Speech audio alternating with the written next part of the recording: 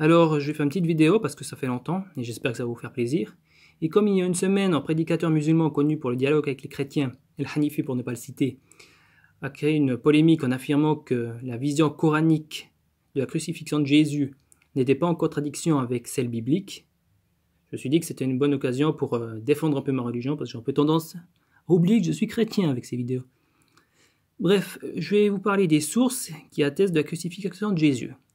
Alors la première, plus connue, Flavius Joseph. Je vais détailler brièvement le personnage pour qu'on comprenne pourquoi il parle de Jésus. Alors Flavius Joseph est né en 37, donc 7 ans après la crucifixion de Jésus. Sans lettré, il est proche du temple.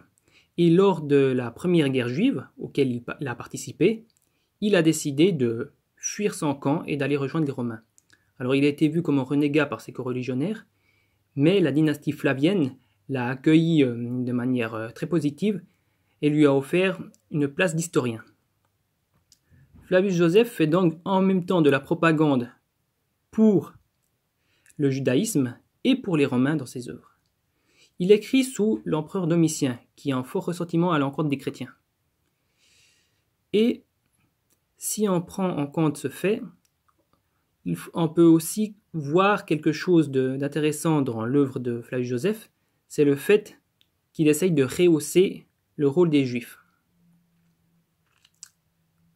Dans le passage sur Jésus, il met l'accent sur le fait que ce sont les principaux des Juifs, donc leurs chefs, qui ont dénoncé Jésus à Pilate, et c'est pour ça qu'il a été crucifié. Et ensuite, il précise que c'est à partir de l'enseignement de Jésus que le groupe des chrétiens s'est formé. Donc c'est une résonance particulière pour Domitien, puisque le groupe avec lequel il est en conflit, et qu'il perçoit comme une menace, eh bien, a un fondateur qui s'appelle Jésus, et les Juifs, à cette époque, ont, entre guillemets, perçu son danger et l'ont dénoncé à Ponce Pilate. Et donc, en écrivant cela, Flavius Joseph rehausse le rôle des Juifs. C'est un argument de plus pour affirmer que le passage qui parle justement de Jésus dans les antiquités judaïques est entièrement authentique. C'est ma position. Donc nous avons Flavius Joseph qui certes écrit assez tardivement, mais qui a quand même passé sa jeunesse en Palestine et qui est né 7 ans après la mort de Jésus. Et surtout, c'est un pharisien, donc il n'a pas de raison particulière d'avoir du mépris envers Jésus. C'est plutôt le christianisme en tant qu'il s'oppose à sa religion qui lui pose problème. D'ailleurs, si on regarde dans la Bible, les pharisiens, à quelques exceptions près, avaient une attitude assez positive avec Jésus, ils dialoguaient avec.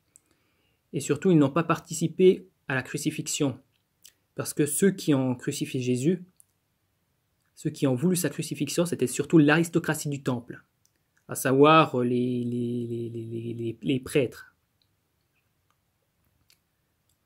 Ensuite, il y a une source très intéressante et qui permet d'affirmer quasiment à coup sûr l'antiquité de la tradition sur la crucifixion de Jésus. Et en fait, c'est même pas une source, c'est un fragment de manuscrit. C'est le fameux P52. En fait, c'est le fragment de l'évangile de Jean et qui est le plus ancien fragment d'évangile que l'on possède. Ce qui est intéressant dans ce passage, dans le passage qui se retrouve dans le fragment, c'est un petit fragment, il fait 6 cm sur 9, mais il est recto verso, donc on a quand même une grande partie du texte. Et surtout, comme les scribes avaient tendance à être réguliers dans le nombre de lignes, on peut reconstruire le texte dans les lacunes. Bref, ce passage se réfère au moment où Jésus passe devant Ponce Pilate. Et surtout à une prophétie, puisque ce passage se réfère au moment où où les Juifs disent qu'il ne leur est pas permis de mettre à mort, et cela afin que la parole qui dit de quelle manière Jésus devait mourir se réalise. Et donc, on a dans le plus ancien fragment de l'Évangile, qui nous soit parvenu sur support physique, la confirmation que les Juifs voulaient mettre Jésus à mort, et que cela devait réaliser une parole qui disait que Jésus devait mourir. Je ne sais plus exactement le passage, c'est le chapitre 18 de l'évangile de Jean. Et donc, nous avons un manuscrit qui date, en fragment du manuscrit, qui date de 125, qui affirme cela. Alors, il y a aussi de toute façon des polémiques, à savoir sur sa datation, comme quoi la datation pourrait être en réalité plus tardive, mais il existe un autre fragment qui n'est pas biblique, qui s'appelle le P-Fayum 110, et qui lui est daté, donc on sait qu'il a été écrit en 94, qui a des spécificités au niveau de l'écriture qui sont très très très proches de l'évangile, du fragment de l'évangile P52. En gros, on a 7 lettres qui sont quasiment identiques et il n'y a pas de différence majeure. Et surtout, les deux fragments viennent de la même région. Donc, grosso modo, rien qu'avec le seul P-Fayum 110, on arrive à démontrer que la datation du fragment de l'évangile de Jean ne peut pas être plus tardive. C'est un bon argument, surtout parce que la littérature chrétienne à tendance hérétique, qui vient après, est forcément postérieure, puisque les plus anciens auteurs auxquels on prête des vues comme quoi Jésus ne serait pas réellement mort sur la croix ont vécu vers 130-140, et surtout les manuscrits de type Acte de Jean, dans lequel on a des visions, une vision où Jésus n'est pas réellement mort, et encore, toute la littérature gnostique a tendance à diviniser Jésus, donc elle n'est pas en accord avec la vision coranique, mais toute cette littérature est postérieure au fragment de l'évangile de Jean. Donc déjà, on ne peut pas dire que ce serait la vision chrétienne primitive, parce que tous ces auteurs sont postérieurs à ce passage de l'évangile de Jean. Il y a une autre source indirecte qui est assez intéressante, c'est qu'en fait, à partir de la fin du 1er siècle, début du 2e siècle, il y a eu dans les auteurs romains, latin, grec, un intérêt soudain pour la crucifixion. Et dans un ouvrage qui s'appelle, dans un texte qui s'appelle Kéréas et Kaliroé, que l'on doit à Cariton d'Éphèse, on se retrouve avec des espèces de passages qui ressemblent au contenu de l'évangile et qui donnent l'impression, c'est une thèse qu'on peut défendre, que la vie de Jésus et les évangiles, et surtout sa mort, ont influencé la littérature d'auteurs non chrétiens qui l'ont tourné en ridicule ou qui l'ont adapté dans leurs œuvres. Donc ça renforce encore la tradition comme quoi Jésus a été crucifié. Pour en venir au Coran.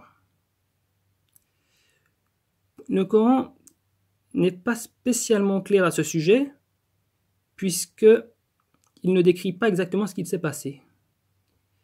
Le Coran nous dit, grosso modo, que les Juifs ont été maudits à cause de 2 paroles, dont celle où ils disent « Nous avons tué le Christ, Issa, fils de Mariam »,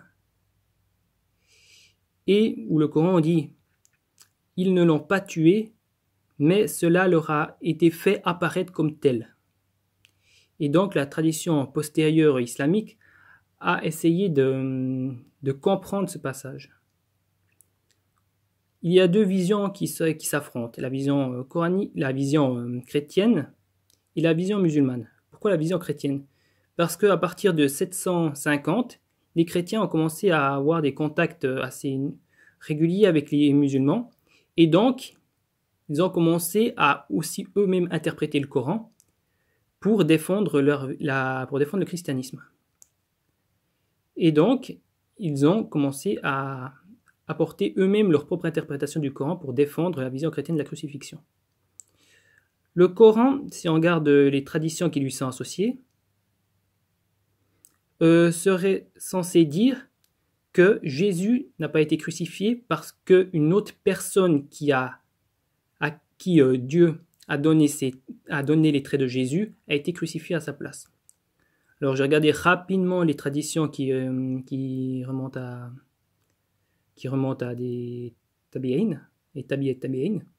Donc on a Qatada, El Hassan el Basri et d'autres, donc des auteurs de la fin du 7e, début du 8e siècle, qui affirment justement qu'il y a eu cette substitution. Par contre, si on regarde plus précisément, on se rend compte que les différentes traditions sont contradictoires. Alors, Muqatil Sulayman en 750 affirme que c'est Judas qui a pris les traits de Jésus et qui a été crucifié à sa place. Alors, je pense que Muqatil Sulayman, vu qu'il ne donne pas de chaîne de transmission, c'est plutôt une interprétation de son époque qu'il a reprise. Je ne pense pas que ce soit une interprétation traditionnelle. Ensuite, on a deux chaînes de transmission qui remontent à Qatada. Donc, c'est une fameuse chaîne de transmission, Abdurrazzaq al-San'ani, d'après Ma'mar ibn Rashid, d'après Qatada ibn Niyama, qui dit que c'est un disciple de Jésus qui a volontairement pris sa place et qui a été crucifié sous ses traits, et à qui Jésus lui a promis le paradis. Et il y a une autre tradition qui remonte à Immu Nabih, un peu plus détaillée, qui dit la même chose, sauf que ce dernier étant disciple de Abu Hurayra, et puis dans ce qui concerne les traditions relatives au judaïsme, c'est pas la personne à qui on peut faire le plus confiance. Et on a une troisième tradition qu'on trouve chez Tabari, qui est censée remonter à Abdullah ibn al-Abbas, mais le problème c'est qu'il n'a pas donné de chaîne de transmission, donc on ne sait pas comment il l'a reçu. Et dans cette chaîne de transmission, dans cette transmission, Abdullah ibn al-Abbas est censé dire que Judas a envoyé un homme pour tuer Jésus. Pendant ce temps, Jésus lui est monté sur le toit, à l'aide d'un ange, il a été élevé au ciel. Et puis l'homme qui a été envoyé pour le tuer s'est retrouvé avec les traits de Jésus, et quand il est revenu auprès des siens, les siens l'ont pris pour Jésus et l'ont crucifié. Donc on a trois traditions sur le fameux passage où une autre personne aurait pris les traits de Jésus et aurait été crucifié à sa place. Donc on voit que la tradition n'est pas en accord. Mais on a quand même une tradition qui remonte à la fin du 7e siècle où tout le monde est d'accord là-dessus. Donc est-ce que le Coran peut être compris d'une autre manière ? Honnêtement, je ne suis pas spécialement convaincu, parce que ce serait quand même un peu bizarre que le sens premier puisse être facilement détourné. L'interprétation chrétienne, grosso modo, c'est de dire qu'en fait, les Juifs n'ont pas réussi à crucifier Jésus et ils ne l'ont pas tué parce que celui-ci est ressuscité. Ils interprètent le passage de la sourate 4, 157, donc celui-ci, et 159, où il dit que personne parmi les gens du livre n'aura pas foi en lui, donc en Jésus, avant sa mort, comme se référant à la mort de la personne. Tandis que la tradition islamique a deux visions. Certains disent que c'est la mort de Jésus, et donc que Jésus a été élevé au ciel vivant, donc il n'a jamais été sur la croix, qu'il reviendra sur terre et qu'il mourra là à la fin des temps. Tandis que dans ce cas-ci, on aurait une vision plus chrétienne, celle qui est défendue par les chrétiens, comme quoi Jésus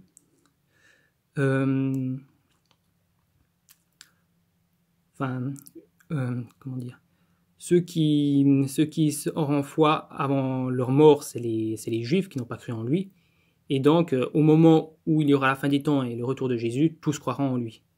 Et les chrétiens s'appuient sur un autre passage, c'est dans la sourate El Imran, verset 55, où il est dit que Allah t'a élevé, Allah t'a mis fin à ta vie terrestre et t'a élevé. Et l'arabe, mutawafika, qui dérive de tawafa, qui signifie à la base recevoir, a un sens lié à la mort. Donc, je t'ai fait mourir. Littéralement, j'ai reçu ton esprit, parallèle avec le passage biblique. Et donc, ce passage est utilisé par les chrétiens pour dire, voyez, Allah l'a fait mourir avant de l'élever vers lui. Ça veut dire qu'en fait, il est mort réellement sur la croix. Voilà. C'est une vidéo, je pense pas qu'elle soit très structurée. J'ai fait de mon mieux parce que ça fait un petit bout de temps et j'avais plus vraiment l'habitude. Donc j'espère qu'elle vous plaira quand même. Bonne journée.